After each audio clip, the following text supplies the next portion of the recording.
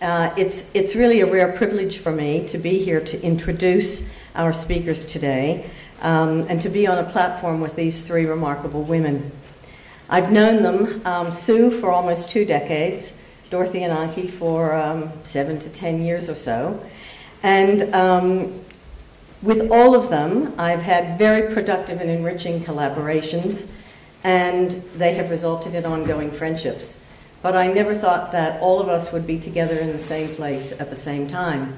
And it was Gillian Whitlock's dream to bring narratives across the South to this particular conference so that the relationship between the Truth and Reconciliation Commission and the ongoing history of South Africa could enter into a dialogue at IABA with other Southern theory and with other nations in the South, Australia and New Zealand in particular in this instance. Now what we're going to do is that first Antjie's going to come and do a reading, after which Dorothy will speak and then Sue, after which there will be a combined question and discussion time. So I'd like to introduce Antjie Krog to come up and read from a number of her works. I want to read a selection of narratives that I would classify as South. But it's difficult to decide which white narratives I want to read. So I'm starting off with 2. Land. Under orders from my ancestors, you were occupied.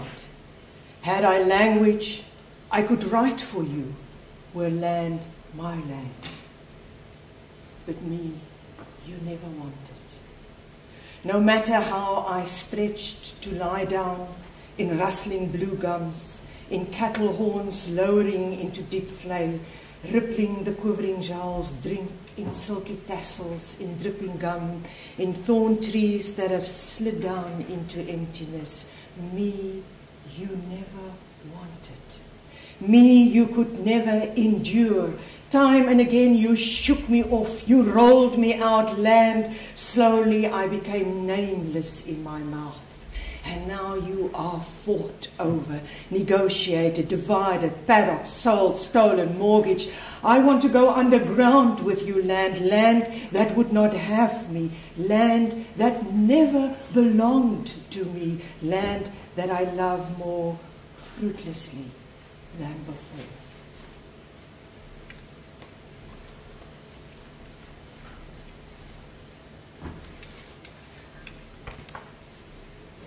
Litany.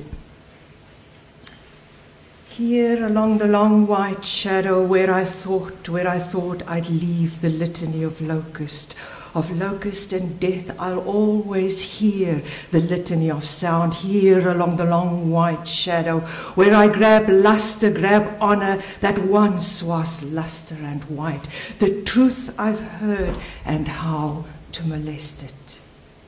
That I travel along the corn and chafe of my past, that my past crawls forth on its deadly knees without once looking up, that I claw on my knees, claw to that place, that light place that does not want to dim. Here along the long white shadow of mortal and molested truth, we buried many.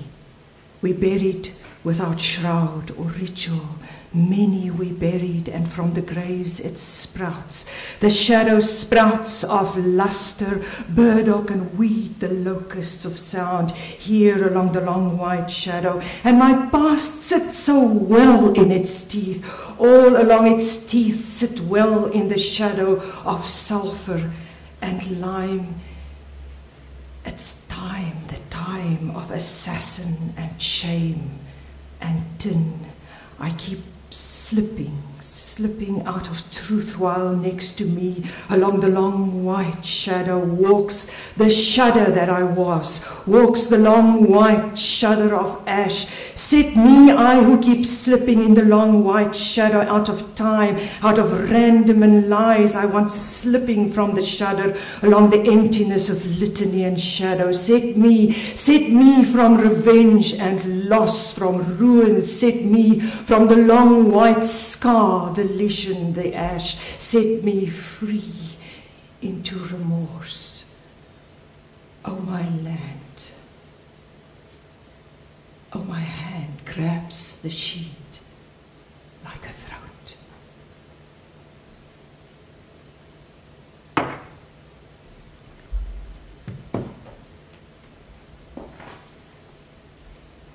I want to read a story from the oldest civilization in South Africa, that of the Bushmen. Stories that were recorded. The first one is The Young Man and the Lion. And just imagine what is being said is very, very, very old. While hunting, the young man becomes sleepy. He lies down and falls asleep under a bush. In the heat of the day, a lion comes. The lion drags the young man by the neck. The lion drags the man into a blackthorn tree. The lion is thirsty. It leaves to drink water. The lion does not want to be thirsty when it eats a man. The man in the blackthorn tree turns his head. At that moment, the lion turns around. Is the man moving? Is he still alive? The lion trots back, because it's the lion that makes the man sleepy. The lion moves the man so that his head is more comfortable amongst the branches. It licks the tears from the corners of the young man's eyes. The lion licks the tears from the young man's face. The young man looks the lion in the eye. The lion looks the young man steadfastly in the eye, licking the tears. The lion trots back to the water. When the lion disappears over the hill, the young man leaps up and runs home. His mother wraps him in hartebeer skins. His mother wraps him in mats. She burns herbs so that the lion won't smell him. She covers him with branches. But suddenly, the lion appears on the ridge. The people grab their quivers. They run forward to challenge the lion. They let loose their arrows, but nothing happens to the lion. The lion keeps coming. We have thrown a child. We have to throw a child to the lion so that it leaves us alone. They throw a child in front of the lion, but the lion says, I do not want a child. I want the young man whose tears I've licked. The people throw more children, but the lion ignores them. The people throw assegais, but the lion keeps coming. It claws the huts. It tears them asunder. We have to throw a girl into the lion's path so that it leaves us alone. They throw a girl in front of the lion, but the lion says, I do not want a girl. I want the young man whose tears I've licked. The people stab the lion, but nothing happens. The lion keeps coming. Then they call the mother of the young man. You will have to give your son to the lion, even though he is the child of your heart, or the lion will never leave us. It insists on having your son. The mother of the young man says, I will give my child to the lion.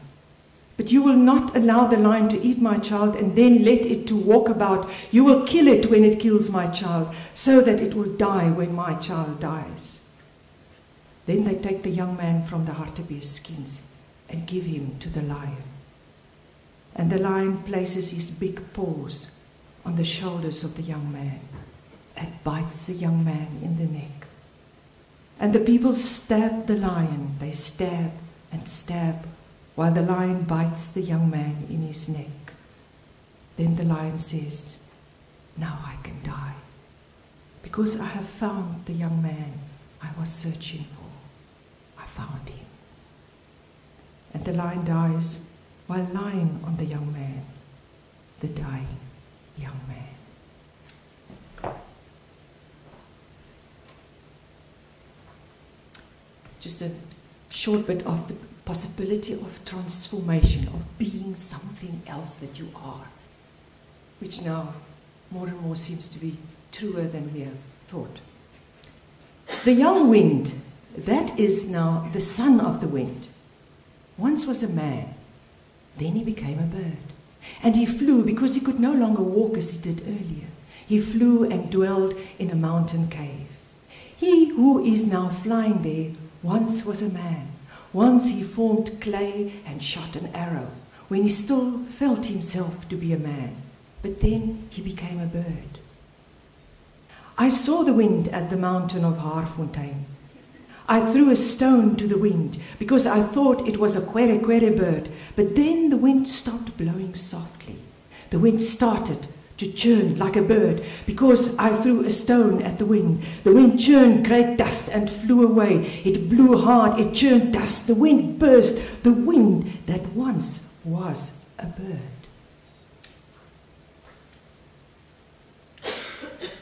The stars take your heart, for the stars are not a little hungry for you. The stars exchange your heart for a star's heart. The stars take your heart and feed you a star's heart, and you will never be hungry again, because the stars are saying, "Tsa, tsa."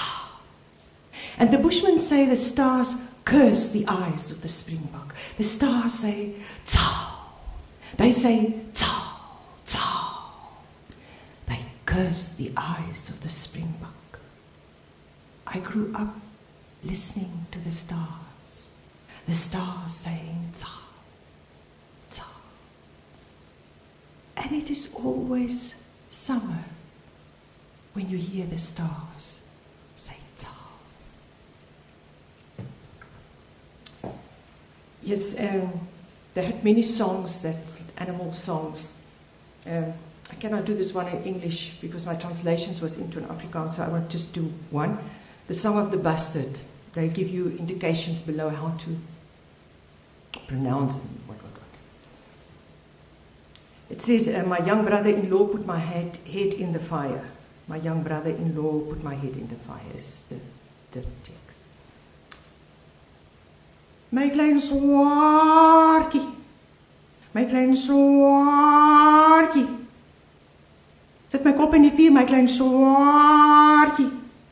Warakau, warakau, warakau, kau, kau, my klein swaartjie, my klein swaartjie.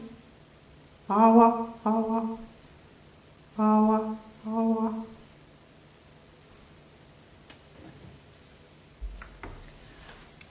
After the elections, I gathered some narratives of different people, and there was a group of people, coloured people who lived in the Northern Cape, and their land was given back to them, Nama people. And we went there for radio and report on that. The place that they want back was the Richtersveld, and it's regarded as a stone desert. There's really only stone. And diamonds, of course, but stone. So I'm just reading a few of the narratives from there. The scar of the eyes is the wound of the body, a harmed through body. In primary suture, the edges fit exactly. A clean wound can heal to a thin, clean scar line. In secondary suture, the tissue is injured. The skin has to grow in from the edges like kikuyu grass. But skin does not grow horizontally, and skin comes only once on the palm or foot. That is why scars always come with color. Scars are most rarely in bone. There where we resemble others the most, there we decompose slowest. Maria Johanna Domroch, a woman from Kubus. Grandpapa Mandela, for him I voted. Why is it that to be a Nama today means something? Why do you come all the way here to Kubus to talk to me? Why am I on television? Because we are now somebody. Under the old government we were nothing. Over the years we have been driven out to the barren places, the reserves, we were nothing. But today we are something, and it is him, that old man Mandela, it's him. No, Mandela and them, They got my vote. Oh God, blow your love over us, says Uncle Adam. Hand on the heart, the whole congregation sings. Jesus is rood in het dorstige land, het dorstige land, het dorstige land. U is soos wasem vir my, Jesus, Jesus.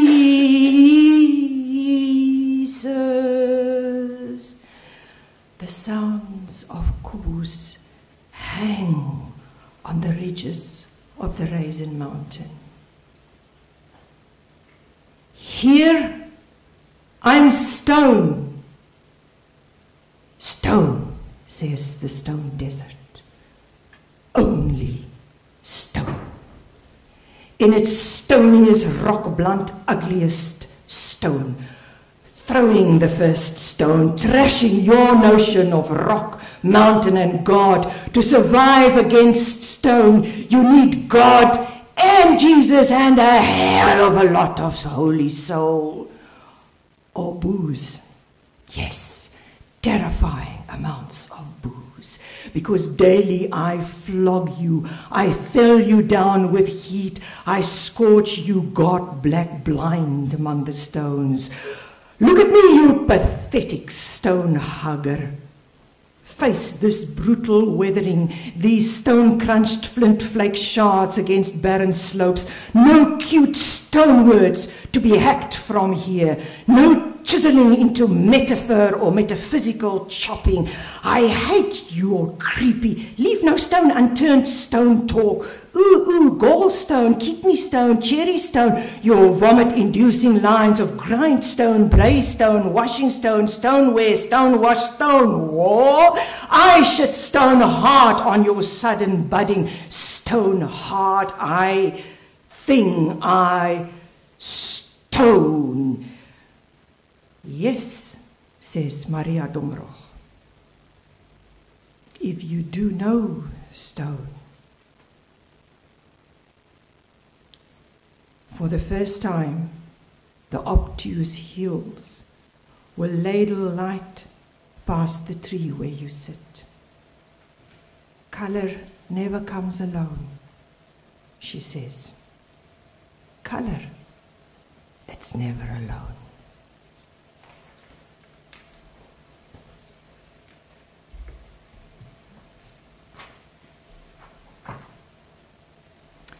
Because academia has become so feminized, I know many of you are going home and you will have to buy presents tomorrow quickly to take home.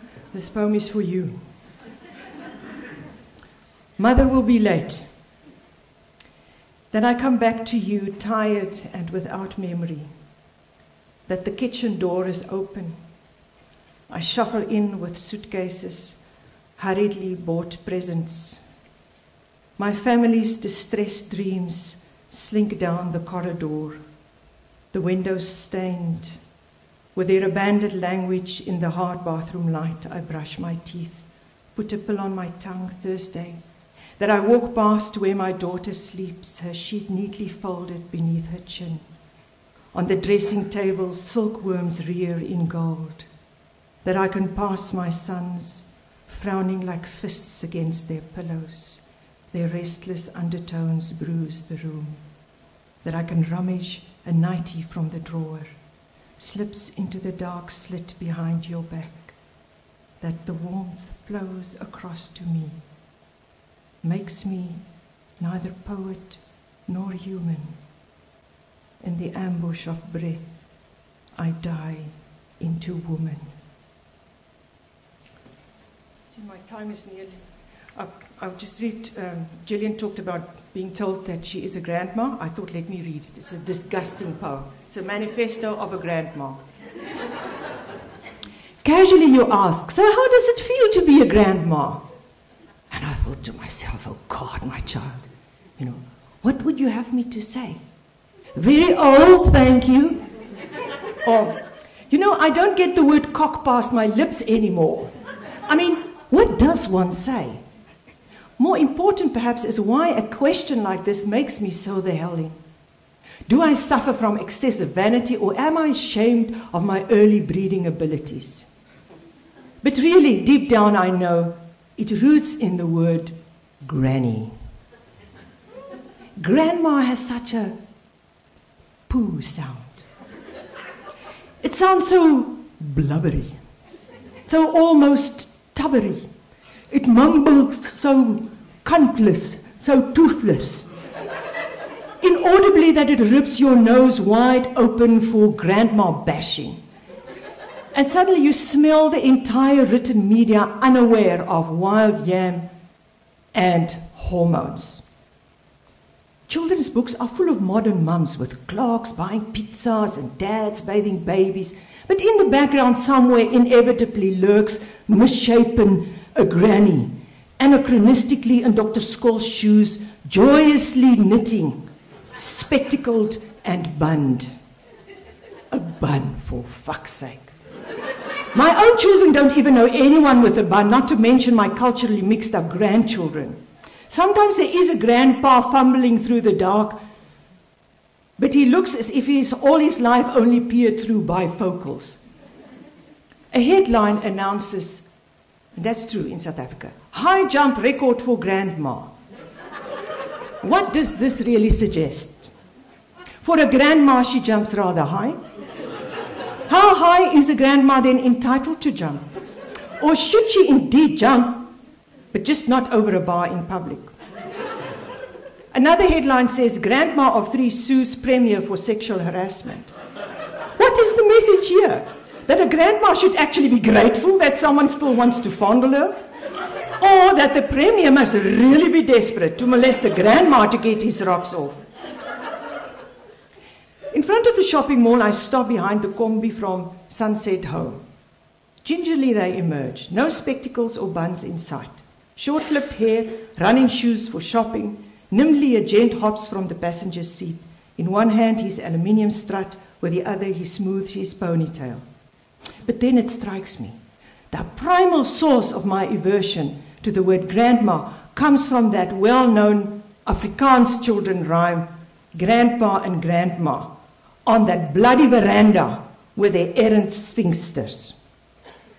In it, grandma asks grandpa. He farts, of course, then she says, "What was that roar?" Grandpa sighs euphemistically, "My tummy is sore." Then grandma asks, of all fucking things she asks, "A pear for the pain?" Whereupon grandpa draws a highly scientific conclusion. "No, thank you, then I'll fart again." Forever and ever in 3 rhyming couplets, meted in the falling rhythm of dactyls, this senile hogwash of veranda sitters is conveyed from generation to generation as the very essence of grandpa and grandpahood. So what did you ask again? How is it to be a grandma? Ah, lovely, my dear, absolutely lovely. As you can see, Grandpa and I here on the stoop, we take it lying down.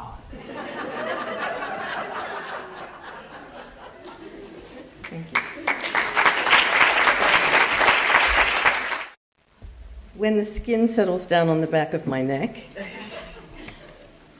I think I'd like to re-echo that applause in thanking Antjie for the incantatory nature of that reading that demonstrates how powerful poetry is when the poet becomes the poem, and the poem becomes the amazing spirit of a great and complex country. Thank you so much for your reading.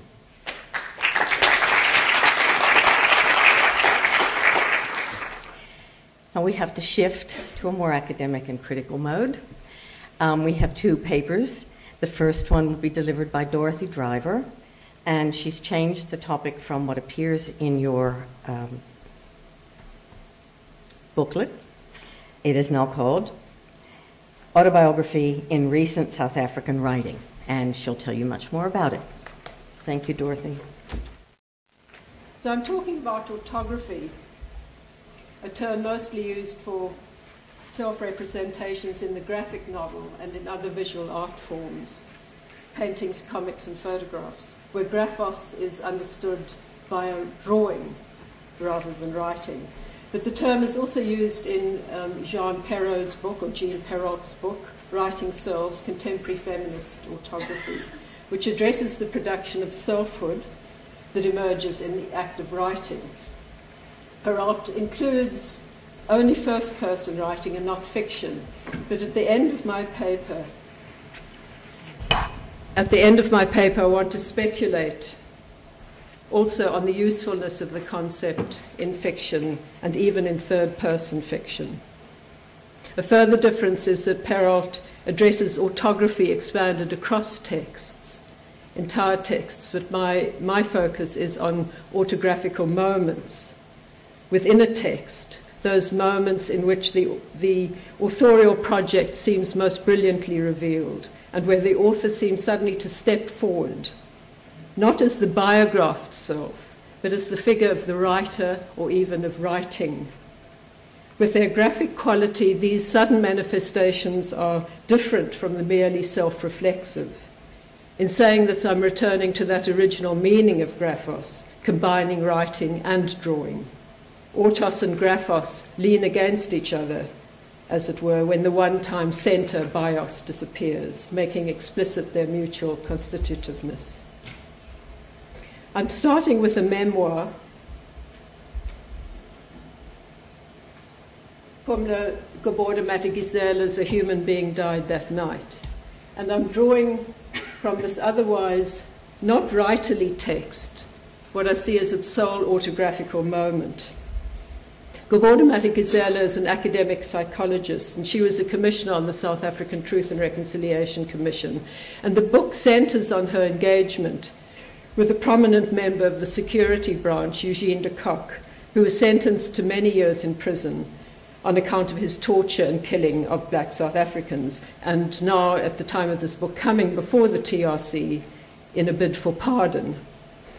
Following the general terms prescribed by the TRC, with its interest in forgiveness, reconciliation, and the production of a shared national understanding, whose key terms were human connectedness and shared memory, Geboorte Gisela's psychic investment is in forgiving de Kock, in engaging with him human to human, but in thereby not alienating the black community. On the afternoon following her last interview with him, she's approached by a white man in a post office. Standing ahead of her in the post office queue, he borrows her pen. When he returns it to her, she's overcome with fear. Has it been exchanged for one fitted with explosives? She throws the pen into a trash can when she leaves. Narrating this incident, the author refers to letter bombs and other explosive devices used by the South African security branch. And in this way, she places herself in the text as a dissident South African, black South African, under the threat of death, aligning herself with the threatened black leadership cadre. But at the end of the passage, she speaks of a different fear, I quote, not of the memory of the evil schemes that were concocted in Pretoria, but of my own empathy for de Kock.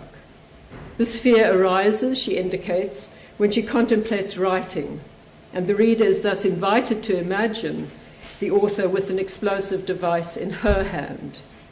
This implicit figuration neatly fits with an earlier, equally graphic moment in the text where Geboorte Gisela impulsively touches Eugene de Kock's hand, what he has called his trigger hand, and subsequently she develops temporary paralysis in that arm. In an end note, she gives her fear fuller focus. She's forging a human bond, she says, with a man considered the most odious operative of the apartheid era.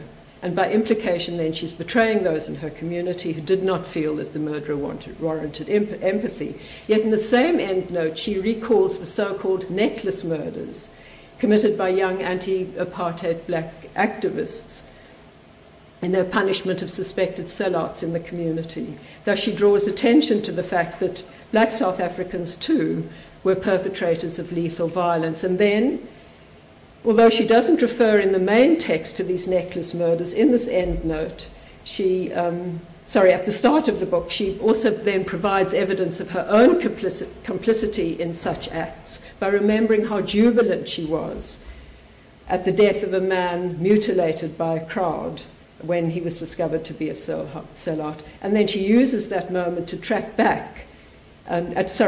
forward to the shame and guilt that she felt when she later heard his grieving wife come forward at the TRC. So this edition serves both to associate her with the black community and to underline the imperatives towards empathy involved that they need to journey onto themselves.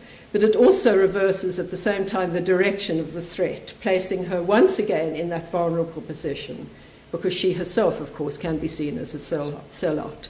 So this is an interesting autographic moment, as I see it, about the act of writing, split across the text and the end note. It's ambiguating the pen's explosive figuration.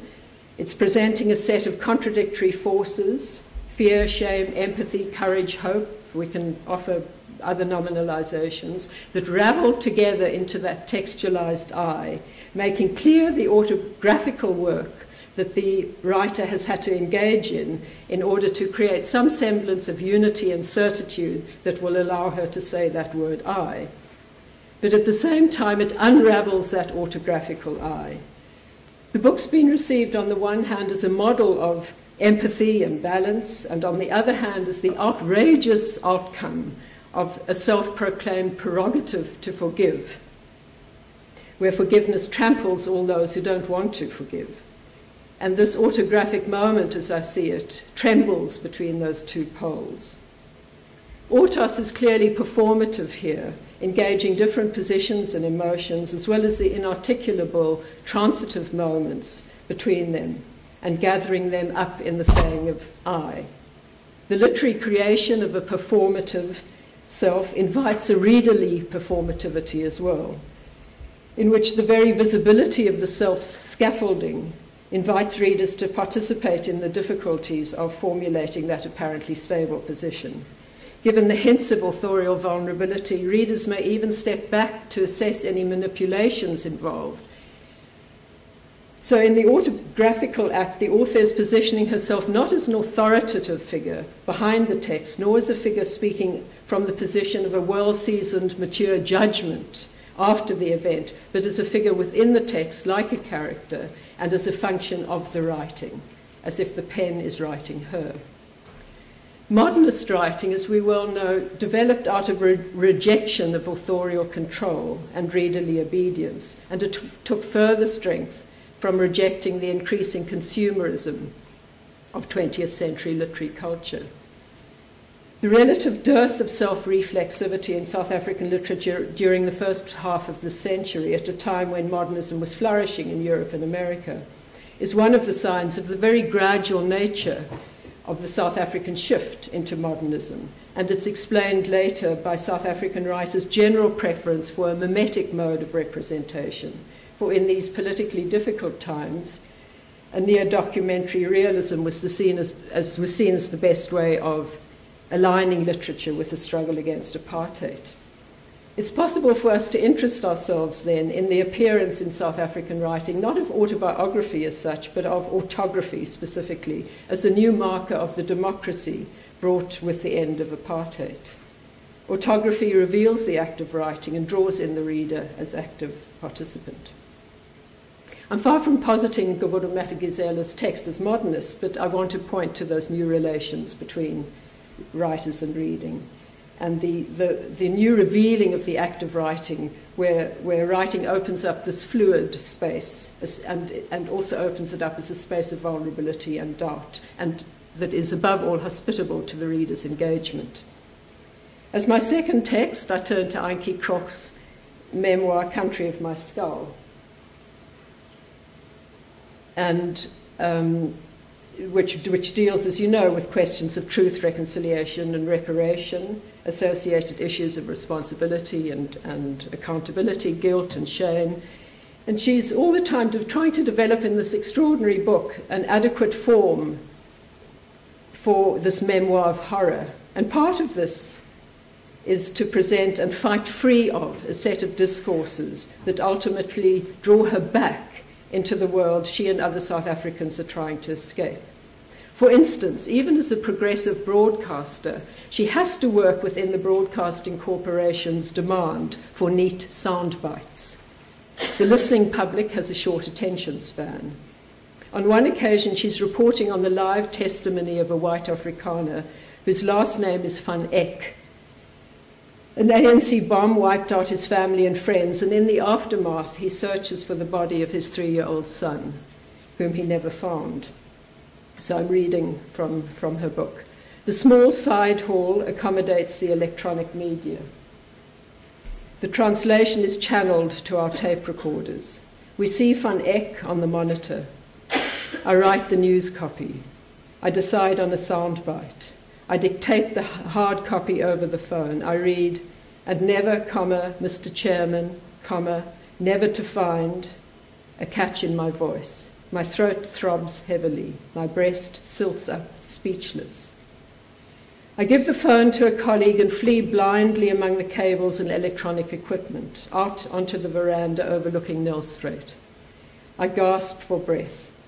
Like two underwater swimmers, my eyes burst out to the horizons, the mountains lit in a blushing light blue hedge of peace. I am drowning. My eyes claw at the trees, the kloofs, see, smell, the landscape of paradise and a language from paradise. Mispel, Marula, Tarantal, I whisper. The air is drowsy with jasmine and comfortfully. I sit down on the steps and everything tears out of me. Flesh and blood can in the end only endure so much. If the word soundbite, like hard copy, has taken on in this context the uncanny tinge of torture, so too does the word comma, dangling graphically in the sentence, like a chain or hook, its shape and feel picked up in the cables and perhaps also in the electronic equipment of the broadcasting room.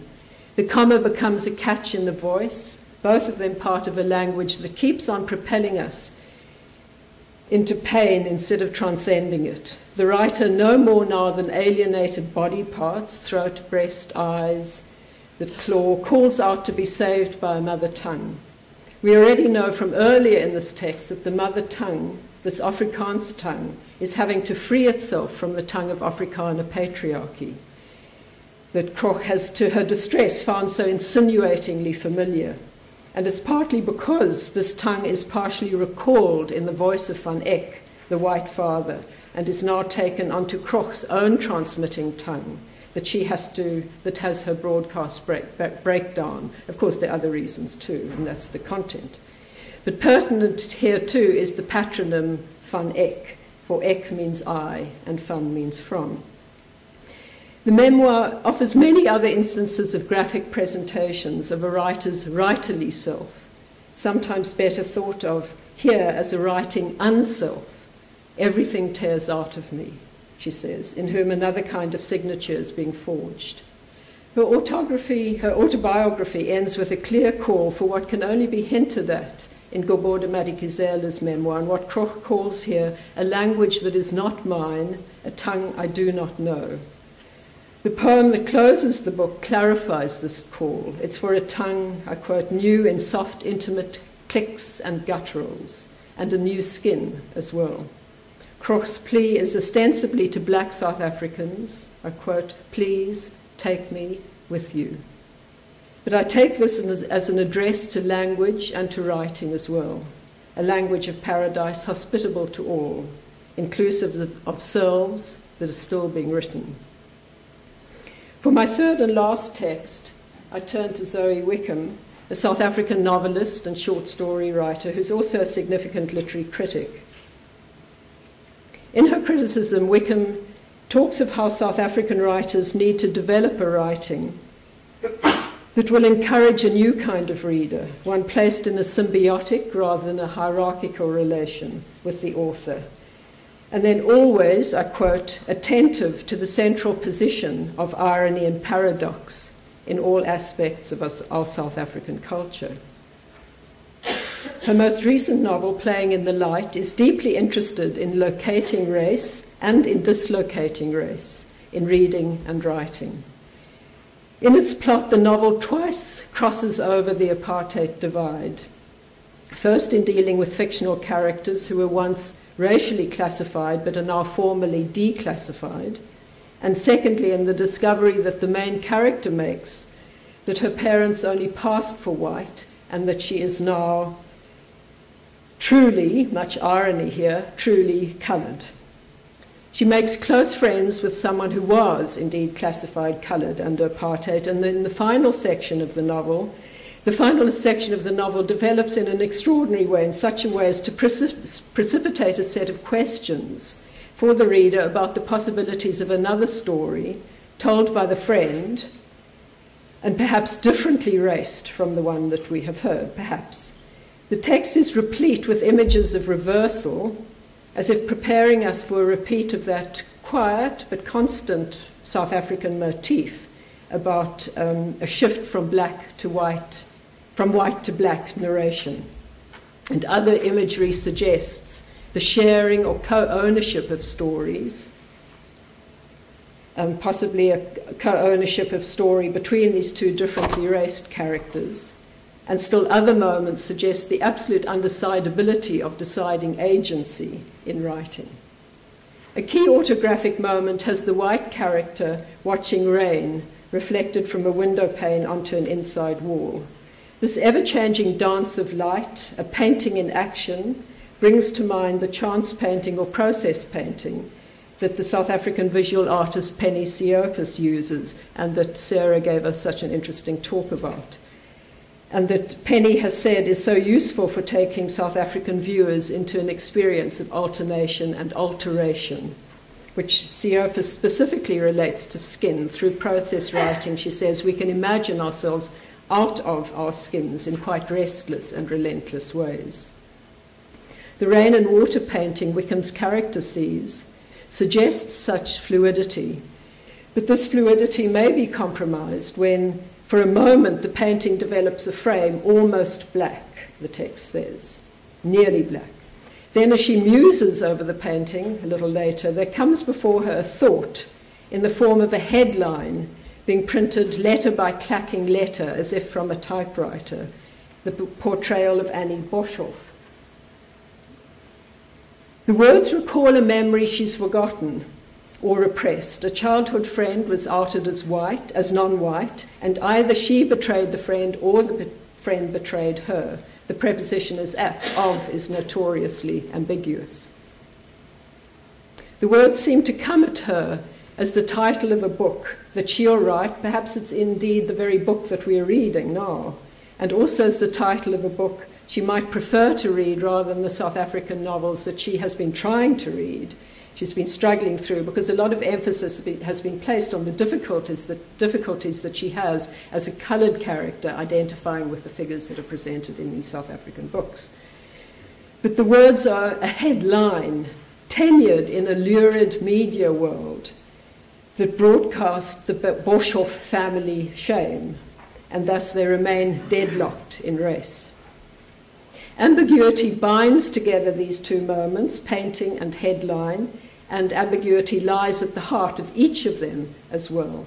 I want to see them both as Wickham's autography, as dialogic, posing difficult questions about South Africa's differently raced and unraced readers, questions about the place of race, the displacement of race in relation to notions of fluidity, stasis, and continuity.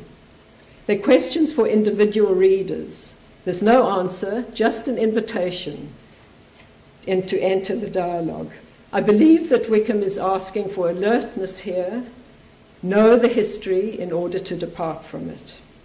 Her novel opens up race as an arbitrary classification, highly ambiguous, but also riddled with the inequalities of power. And it invites readers to follow, and then also in their reading practice to be complicit in the naming of race. That very fraught process of identifications, recalling the histories and ironies of race, but all the time reaching out for democratic, participatory acts of reading and writing. and always opening her text to a writing that comes from elsewhere, like the painting which just appeared from elsewhere. Or perhaps even like that peremptory headline which also appeared from elsewhere.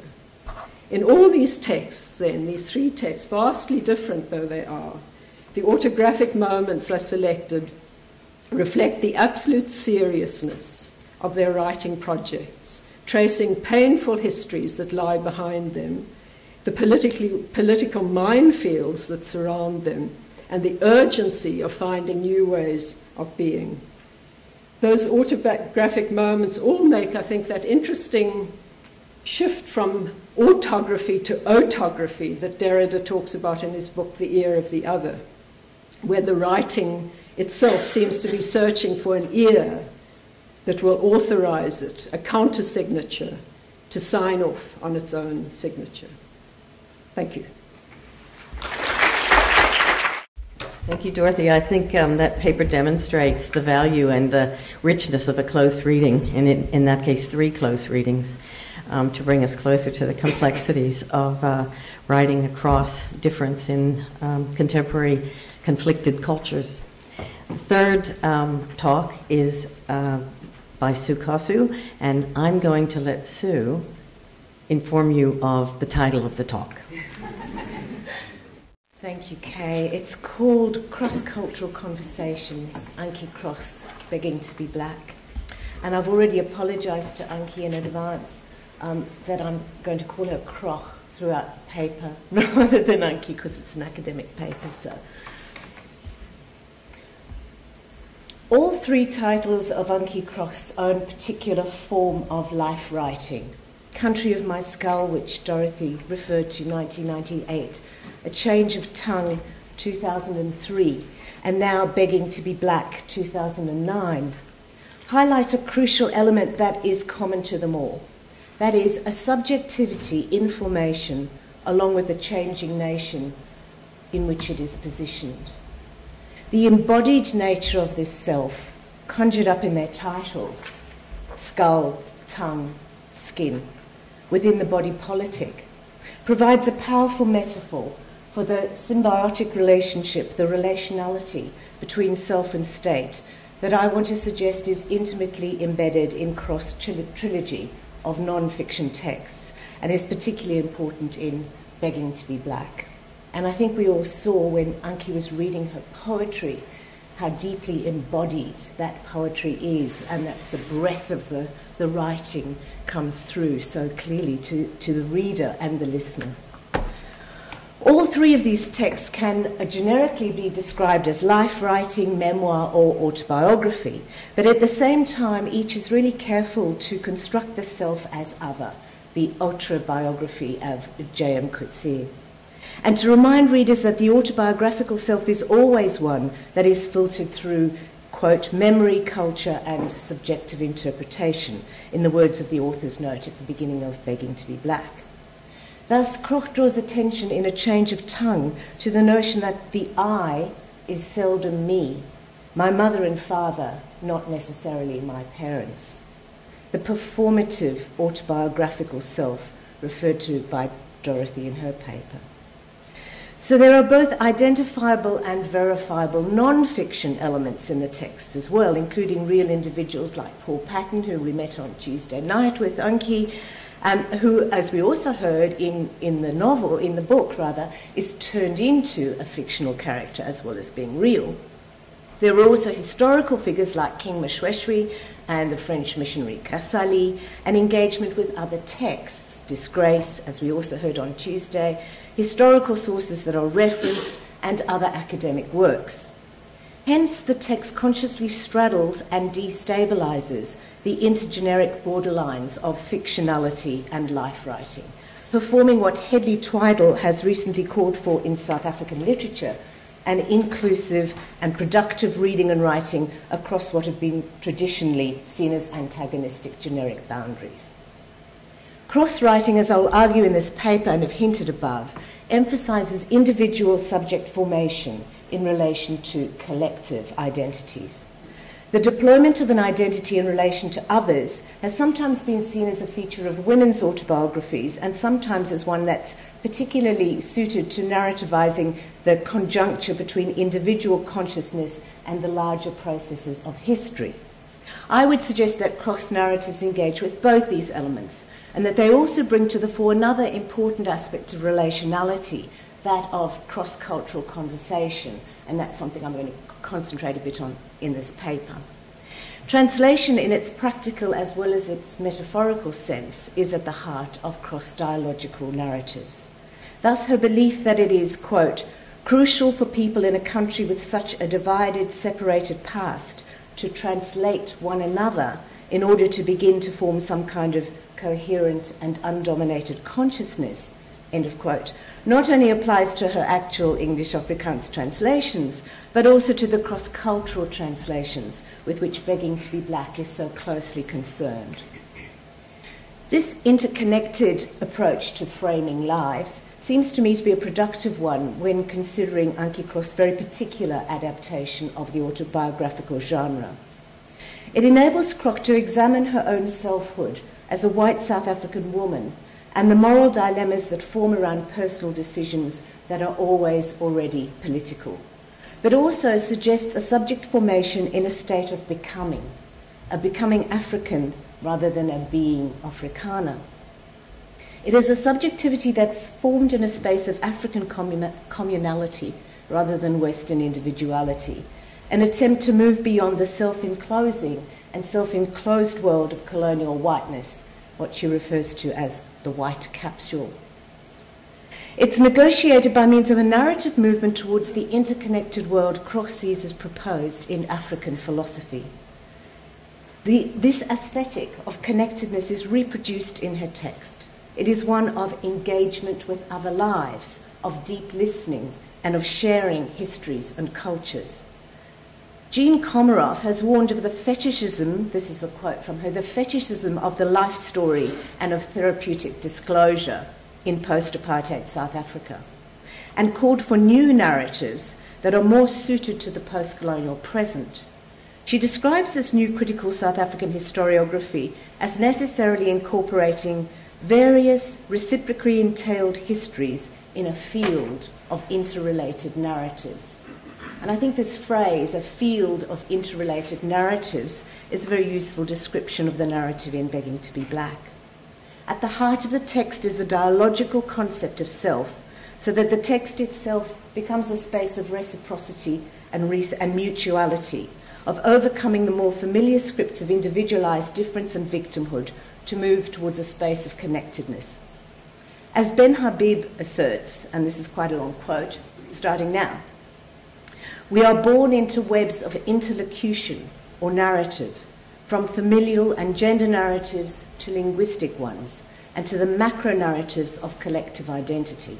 We become aware of who we are by learning to become conversation partners in these narratives. In choosing to make conversation the keystone of this text, then, Krog is foregrounding these webs of interlocution. The idea that identities are constituted in collective relations is, as Krog muses throughout the text, the essence of African humanism or Ubuntu, encapsulated in the saying, a person is a person through other persons. In Krog's words in a conversation with Paul Patton near the end of Begging to be Black, no, I haven't got it there, she writes this, more bluntly, and I think we talked about this on Tuesday a little bit, the Western moral self is created in the self through conversations with the self. The African moral self is also created in the self, but through conversations with the community.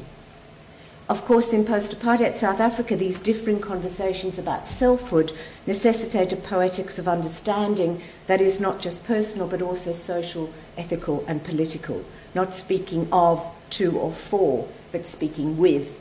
In Krog's text, the reader is positioned to become implicated in this dialogue as discussant, confidant, observer, listener. Krog's emphasis on the moral self is a telling one, as the text itself dramatizes a number of ethical choices, past and present, stemming from the problematics of black-white relations, making it clear that connectedness is by no means unproblematic, especially for a white South African. The cover picture that I want to talk about for a few minutes now of the tangled roots of an uprooted plant, which incidentally you can't see what it is. It's an unnamed, unshown plant, just the roots showing. Some bare of soil, some with earth still clinging to them, provides an important visual clue for an extended idea that permeates the text. The image is on the one hand of place, belonging and identity, rootedness in one's own place, and uprootedness on the other. And I think Antjie brilliantly demonstrated this in the first reading that she gave this morning in that beautiful poem about land. It thus addresses an integral issue in the text: how may a white South African become part of Africa? The entanglement of the roots not only singles the complexity of this identity formation, but also the intertwined nature of pasts and presents, white and black, colonizer and colonized. The author suggested in her prefatory note to Begging to be Black that it is her attempt to understand what we say and have said about ourselves and others in the long conversation between black and white in this country. And some of you will recognize that long conversation from the Komarov's work on the often unequal conversation between evangelists and Africans. The text comprises a series of conversations. You already know about the one between Antjie and Paul Patton, the one between Moshweshwe and Kossew, but there are others. There's the somewhat one-way conversation, I guess, between the narrator, I'm going to call the eye of the text, the narrator, and her mother, which are in the form of letters beginning Liva Ma, and also conversations with her husband, Jay, in the text. And the conversations with Jay, many of which occur in Kroonstad, regarding a murder and subsequent trial in which the narrator is implicated when the murder weapons dumped at her house. At the heart of this telling of lives is the central question: how to live a righteous life in a society like apartheid and then post-apartheid South Africa, where, as her husband quips at one time, even the choice of black or white coffee acquires political undertones. Krog invites us to extend the question to post-Holocaust German society, encountered by the author in Berlin, and to Australia, for instance, still trying to come to terms with national shame. Her memorable description of the stumbling stones, Stolpersteine, I think that's how you say it. Is that right? Something like that, Beata. Yep. That bear the names of Holocaust victims provides a useful contrast. This is a picture of those stumbling stones in the pavements in Berlin. In Germany, they represent both unlodged guilt and different layers of grief. But South Africa, the narrator suggests, has no need of plaques to remind one of the ongoing injustice, as it is embodied in the people themselves. And this is a quote from Begging to be Black. It is walking around, mortally wounded, poor or corrupted, the perpetrators and the victims. The shame belongs to a colour. That colour is the reminder. Reading Begging to be Black through an Australian lens reminds us that an examination of national shame has, for many non-Indigenous Australians, necessitated a rethinking of both whiteness and complicity. This has emerged in a number of post-apology Australian literary texts that return to encounters of first contact in order to re-examine the nature of those early conversations between cultures as part of a process of repairing. And also, I would suggest, part of a process of rethinking how things might have been rather than how they turned out. In admitting to and embracing the sins of the nation, a dialogue of restitution is generated that encourages a process of what Nyunga novelist Kim Scott has described as reconciling ourselves to our shared history. Kate Grenville's novel, The Lieutenant, has been described also as one of those stories of interaction and engagement that belong to both Indigenous and settler Australians, that ought to be stories that ought to be told and retold as an exercise in reconciliation. It's not much of a leap from this novelistic space of intercultural learning to the long conversation between black and white that Krog proposes in this text, and includes in it in the exchanges between Moshweshwe and Kossew, who learns the Basotho language in order to converse more easily with his royal interlocutor.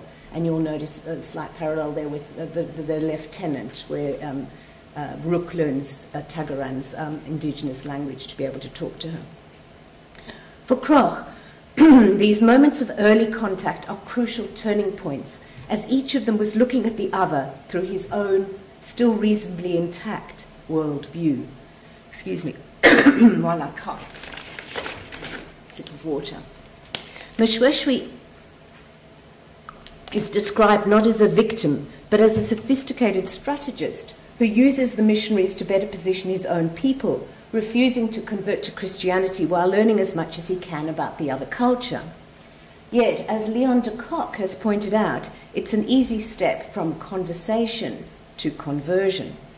For him, intercultural conversation, this is a quote from de Kock, intercultural conversation thus carries with it a significant shadow, a supplemental question about prior and unequal terms. So how does Krog in this text negotiate the potentially one-sided nature of this conversation-conversion dyad? What is the nature of this becoming black, and how does it engage with whiteness? Is the use of such racialized terms simply reprising essentialist colonialist language? And of course, these are some of the questions that Paul and Antjie posed on Tuesday, but we didn't necessarily answer them, and I'm not going to answer them. I'm just going to propose some ways of thinking through them. It seems that Krog is rather inviting the reader to envisage a different way of reading race, not as skin colour, but as a form of ethical belonging, along the not uncontentious lines of what Gaston Haag has suggested could be a becoming indigenous on the part of non-indigenous Australians. In her search to live a good life, Krog's narrator asks whether it's possible for such a person as myself to move towards a blackness as black South Africans themselves understand it, outside of either an essentialist or difference-oriented ethics. In turning to that time of first contact, Krog explores the inherited, contested meanings of such racial terminology. For example, and I've cut a whole lot here, but I'm just going to give one brief example. Mshweshwe at one stage says to Kasali, "My heart is white with joy." But these words, the narrator insists, do not refer to the whiteness of whites. Far from expressing his desire to become white or his own internalized inferiority, this phrase rather signals his own cultural confidence and an understanding of whiteness as happiness of heart, not as skin colour. So a different metaphorical cultural context. It is also perhaps in the space outside merely racial markers that Krog's concept of becoming or begging to be black functions. In acknowledging the impossibility of really entering the psyche of somebody else, somebody black, as a writer would be expected to do in a purely fictional account, the narrator also believes that it's through her writing of non-fiction that she can tentatively begin to see a thinning of skin, an opening of small places where imaginings can begin to begin. In an intensely poetic moment at the end of Conversation 3 with Paul Patton in Berlin entitled Imagining Black, the narrator considers again the metaphor of the wound, used of course by Archbishop Tutu in the Truth and Reconciliation Commission, and referred to it again in a piece that you read today. Suture, I think. Perhaps suture is the word that can wash this world, carefully to stick, to weave this side to that side so that border becomes a heart-hammered seam.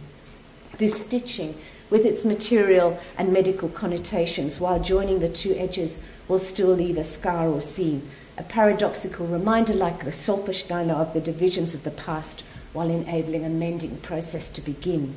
In discussing the fiction-non-fiction divide, Leon de Kock uses the term hemispheric seam, where the writer's pen itself attempts to suture the incommensurate by trying to close the gap between the real and the fictive. He advocates strongly for this to be uncovered.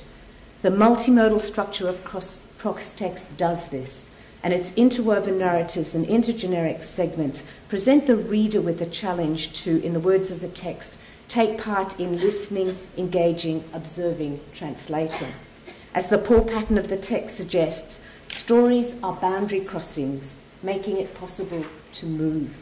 Stephen Klingman, in a recent article on writing spaces in South Africa, uses the same metaphor, proposing that the space of the border or the boundary in the South African psyche is a profoundly ambiguous one. Quote, "It is a place of fear, risk, and danger, but it is also the place of encounter, navigation, and creation. It is fitting then that the text and its stories provide this place of encounter at the scene." I'm just at the end. So I'll start that sentence again. It is fitting then that the text and its stories provide this place of encounter at the scene, that while risky in its seeming reprisal of racial binaries in the title, and in presenting its own vulnerability, potentially offers its readers a place to connect and translate across borders, generic, racial, national. And this connection, this translation, is very much a two-way process, highlighting the need for an ethical listening, a receptivity and reciprocity in the reader's encounter with the text. So the text itself performs the connectedness and formulation of self in relation to others that the narrator sees at the heart of African humanity, while at the same time pointing to the ongoing need for such conversations.